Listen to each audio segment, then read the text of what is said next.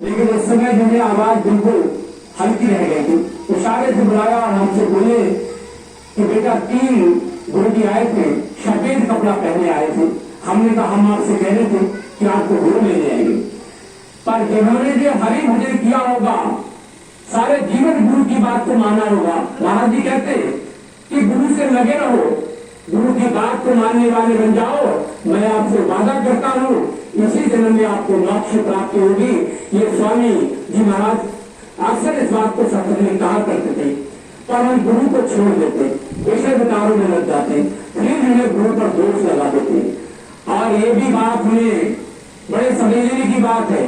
भले हमने गुरु से नाम लिया है और हम जाकर के भट्टी पर दारू पी रहे हैं, मांस मदरा खा रहे हैं और भोग विलासों में हम लगे हुए हैं, तो भले ही सत्संग सुनाने वाला व्यक्ति हो चाहे सत्संग सुनने वाला व्यक्ति हो, उसे नरकों में जाने से कोई नहीं रोक सकता।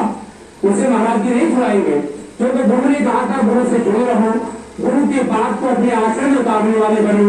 मेरा आपसे वादा है कि इसी जन्म में आपको मोक्ष प्राप्ति होगी। पर आपने गुरु को छोड़ दिया, विषय विकारों में लग गए, भोग विलासों में लग गए, माया को जोड़ने में लग गए, तो फिर मेरी गलती नहीं, फिर तो आपको नरकों में जाना ही पड़ेगा। इसलिए महापुरुषों ने कहा कि नाम लिया तुम सब लिया, सकल वेद का वेद, बिना नाम नरके का चाहे पढ़ता चारों वेद। हम बड़े सौभाग्यशाली, हमें चारों वेदों को पढ़ने की जरूरत नहीं, हमें धर्म ग्रंथों को पढ़ने की जरूरत नहीं, केवल हमें अपने गुरु के वचनों को मानने की जरूरत है। हमें अपने गुरु के वचनों को मान करके रोज भजन पर बैठना है, रोज भजन पर बैठना है, रोज ध्यान करना है। 10 मिनट 5 मिनट 20 मिनट। हमारी माता बहने, हमारे पिता कोई बुजुर्ग जो है कमजोर होने के बाद ज्यादा देर तक नहीं बैठ सकते, भैया जी महाराज कहते हैं, स्वामी महाराज जी कहते थे कि आप जो है किसी प्रकार से टेक लगा लो। आप नहीं टेक लगा करके बैठ पा रहे तो लेट जाओ, पर जो है थोड़ी देर भजन जरूर करो, थोड़ा मालिक में जरूर ध्यान लगाओ। और जिस समय शरीर छोड़ने का समय हो, बाल बच्चों से मोह बिल्कुल छोड़ देना, क्योंकि बच्चे आपके साथ नहीं जाएंगे। ये धन जो आपने इकट्ठा किया था वो आपके साथ नहीं जाएगा।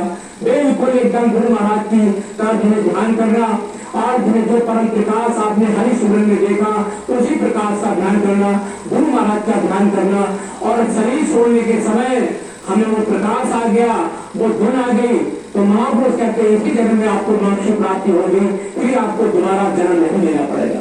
इसलिए महापुरुष कहते हैं कि महापवित्र साधु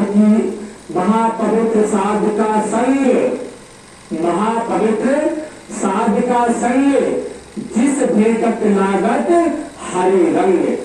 कि जिस किसी भाई को किसी पवित्र साधु का संग मिल जाए, किसी पवित्र साधु का सत्संग मिल जाए और किसी महापवित्र साधु से हमें नाम मिल जाए। महापवित्र किसे कहते? कहते जिसके अंदर वो गुरु पावर काम कर रही है, जिसके अंदर परमात्मा की पावर काम कर रही है। क्योंकि पवित्र शरीर के अंदर परमात्मा कभी प्रवेश नहीं करता। हमें किसी ने अंधेरे में अगर प्रकाश को दिखाया तो समझ लीजिए इसी मानव मंदिर के अंदर वो गुरु पावर बैठी हुई है जो हमको परम प्रकाश को लखा रही है।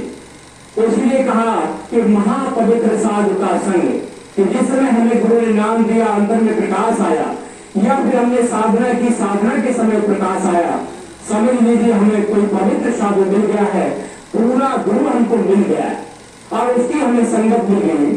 अब हमें घबराने की जरूरत नहीं। ये कह रहे महापवित्र साधु का संग, जिस भेटत लागत हरिरंग, कि जिस दिन हमें कोई पूरा गुरु मिल जाएगा तो हम दुनिया भर की पूजा पाठ छोड़ देंगे और फिर जो है हरि रंग लग जाएगा, जैसे आप सबको लगा हुआ है, आप सबको लगा हुआ है।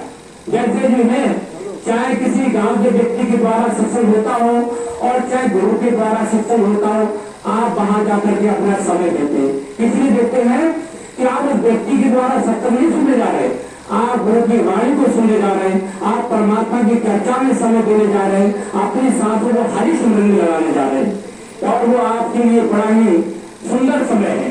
इसलिए महापुरुष कह रहे हैं जिसको साधु की संगत मिल जाती है, समझ में जो है बड़ा सौभाग्यशाली। इसलिए महापुरुषों ने कहा कि एकन विस्की बेलनी गुरु अमृत की खान, शीश दिए जो गुरु मिले तो भी सस्ता जान। कहने को बड़े जो है बड़ी सरल है, लगातार इस वाणी को पढ़ते हैं, लगातार इस वाणी को हम पढ़ते हैं, इधर लगातार इस वाणी को पढ़ते हैं, मोबाइल में खोल लो, लगातार इस वाणी को हम पढ़ते हैं, समय को खोलकर, टाइम को खोलकर, लगातार लगातार इस वाणी को पढ़ते हैं, पर मुझे समझ नहीं पाते। महाराज जी कह रहे हैं कि एक तन इसकी बेल गुरु अमृत की खान, कि हमारा शरीर क्या है, ये विषयों से भरा हुआ है, विषय विकारों से भरा हुआ है, इतना विषय विकारों से भरा हुआ है कि कहीं सत्संग होता है तो हम सांसारिक विषय विकारों के कारण, भोग विलासों के कारण हम परमात्मा की चर्चा को छोड़ देते और जो हम माया मोह में जो है बह जाते हैं, विषय विकारों में बह जाते हैं। अगर विषय विकारों में नहीं बह होते तो परमात्मा की चर्चा जहां होती है वहां पर इतनी भीड़ होती, हरी चर्चा सुनने के लिए, ढोला तमाशा सुनने के लिए बहुत भीड़ होती है, पर हर चर्चा सुनने के लिए वृंदा ही लोग क्यों बैठते। इसलिए कहा कि हमारा ये तन जो है विषय विकारों से भरा हुआ है, ये तन जिसकी बेल है गुरु अमृत की खान। गुरु क्या है? वो अमृत की खान है, अमृत से भरा हुआ है। महापुरुषों ने कहा, महापुरुषों ने बड़े सुंदर से समझाया कि गगन मंडल विच एक गाय ज्ञानी, गगन मंडल एक गाय ज्ञानी, गगन मंडल एक गाय ज्ञानी, धरती दूध जमानी, और माखन माखन संतन खाओ, छाज जगत बरताई। महापुरुषों ने बड़े सुंदर से कहा कि गगन मंडल एक गाय ज्ञानी, कि हमारा आपको जो माना, हमारे और आपका जो मानव शरीर है, इस मानव शरीर का जिसे हम हेड करते, जिसे हम सिर करते, यही वो गगन मंडल है। इसके अंदर वो परमात्मा है, इसके अंदर वो परमात्मा विराजमान है, और उस परमात्मा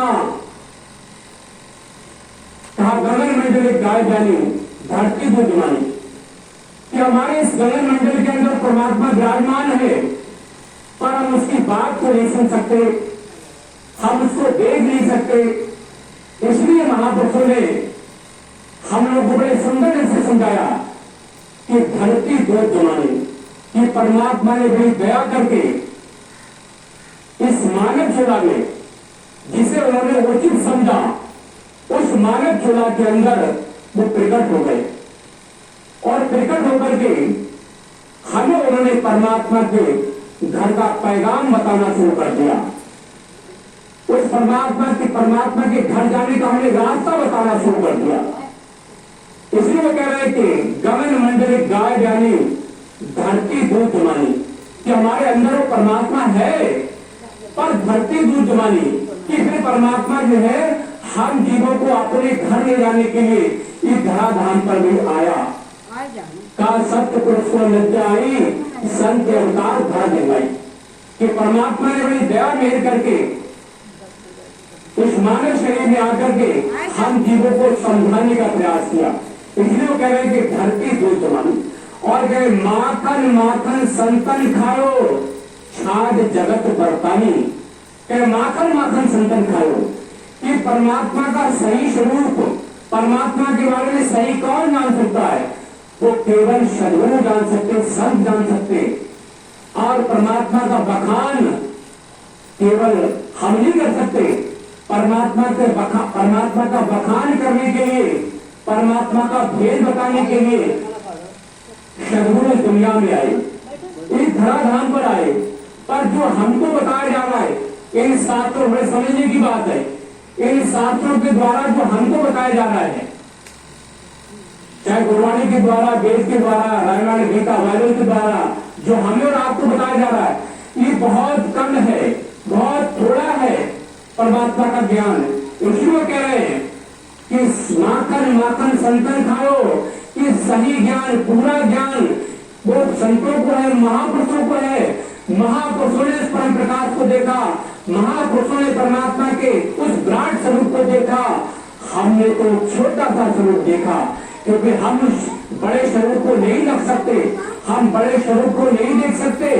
इसलिए कह रहे हैं कि माखन माखन संतन खायो, छाछ जगत बरतानी, कि हमारे और आपके लिए छोटे छोटे, हमारे और आपके लिए जो परमात्मा की चर्चा सुनाई जा रही है वो ऐसे जैसे हमें जो है आपको माखन खाने को नहीं मिला,